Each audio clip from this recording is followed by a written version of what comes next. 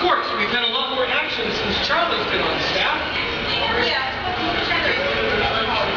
but it's all take $100 after my husband did all the groundwork. Wouldn't it be more fun to start something new? Oh, no one really starts anything new, Mrs. Niemer. Everyone builds on other men's failures. What each man contributes to the sum of knowledge is what counts. Of course, it's a shame Mr. Gordon wasn't here when the project started, but I forgot. We were in a position to do the psychological experimentation then. Oh, there you are, Charlie. Someone I want you to meet. I thought you were about to lose your temper. I wasn't losing it. I was going to throw it away. Well, that's a no-no. Mr. Harvey is on board. Well, why was she riding me like that? She was being a wife, reminding her husband's boss how much work he's doing. Why are you so tense? Don't ask me why I'm tense. If I knew why I was tense, I wouldn't be tense. So it's not Mr. Gordon. Am I? Charlie, we haven't met Jackie Welberg. And this is Mr. Ann. We've just been talking about money. We always. All this scientific stuff is frightfully expensive. Is it? Well, it's always difficult to find sufficient funding to work on projects like these. The problem is, missing my project, this kind of research is practical value. I said the foundation, not all my money. But she spends nearly every penny she can spare into it. She hardly ever contributes to my project. And what is that? Wildlife preserves. Do you know how many of our Native American birdies are dying out? No. I guess there are blanks in my education. Well, for example, there are only 15 whooping cranes left. I just wish Jim would start project. He could be more certain. You can never know a project in advance. Results are often negative. But that's important to the next researcher, who will at least learn what not to do.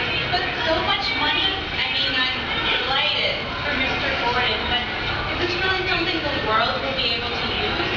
Those are so marvelous for the Foundation's image as they sort of as the tangible goods in their knowledge. You're so right! We're hoping to be able to make enough of the 5 million retardants in this country intelligent enough to go out and sit on the eggs of the last 15 whooping cranes and increase their population, maybe 30 or 40%. Do you think that would help the image? Dear Jackie, why don't you come and try some of these marvelous cheese things? I know this woman in Greenwich Village who comes with all these pots and pans and works absolute miracle in your kitchen. How dare you? Now you're insulting Miss Welberg like that. You are indebted to her, if not to us, in more ways than one. Oh, since when is a guinea pig supposed to be grateful? Do you think you were better off before the Foundation took an interest in you? In some ways, yes. Nobody here cares about me, Charlie Gordon, whether he's a moron or a genius, except insofar as it affects your work.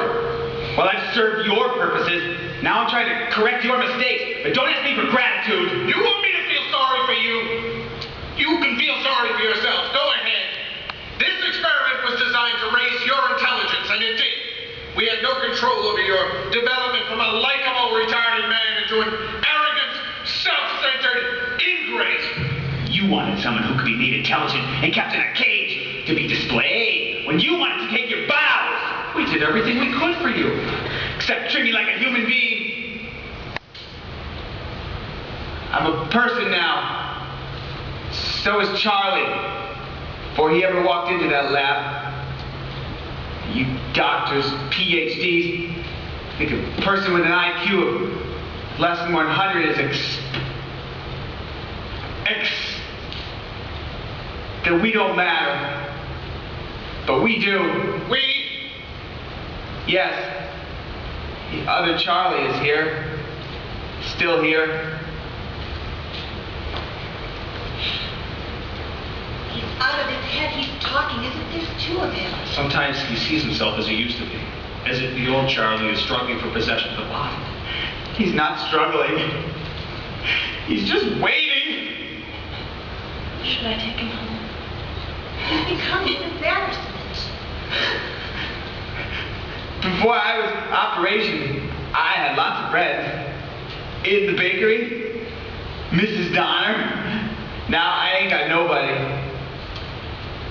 He's upsetting our guests. Come on, Charlie. Let's go home. What'd I say? I say something wrong? My mother always told me, Be nice to people, because that way you have lots of friends and you never get into trouble. Why don't you go along with that now, Charlie? Oh, not here.